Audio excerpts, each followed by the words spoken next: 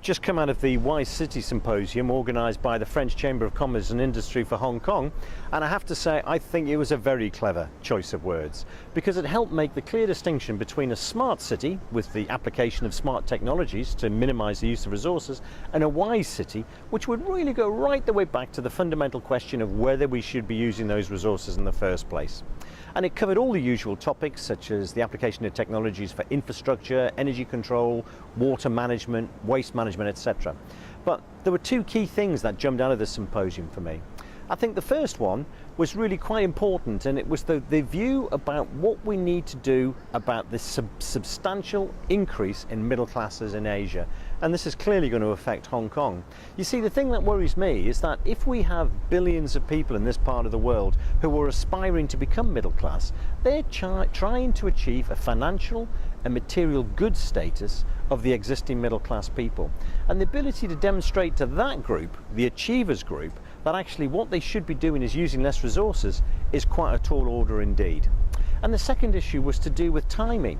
You see, to try and achieve social change and a change in attitude which says we shouldn't be using these resources as much as we currently are, would generally take 30 to 40 years for that to become an ingrained change in social attitudes. Hong Kong hasn't got that time. We're talking about 10 to 15 years maximum to deal with these issues. The issues of climate change, and for Hong Kong specifically, the issues about energy use, water use and waste management. So we've got to work very quickly.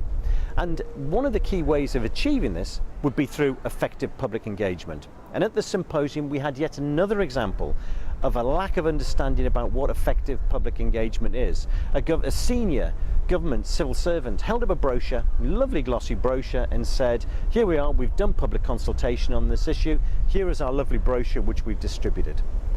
Providing information and distributing it is not public engagement, and it will certainly not result in behaviour change. That requires much more in-depth and a lot of face-to-face consultation and discussion. And the word consultation is important. It's a two-way process of sharing information and views. And we have to do that within a context of a three-step model. Firstly, we have to identify that there's a problem with the use of resources. Secondly, we have to help the public to recognise and get a desire for a change in the way we utilise those resources. And thirdly, you provide them the tools, the smart city tools, to help them to be able to do it. And in that way, what we'd be able to do in Hong Kong is achieve a fantastic change in social attitudes towards the use of resources. Now, it's a tall order, but if there's any city that can do it, Hong Kong is the city that can move that quickly to become a wise city.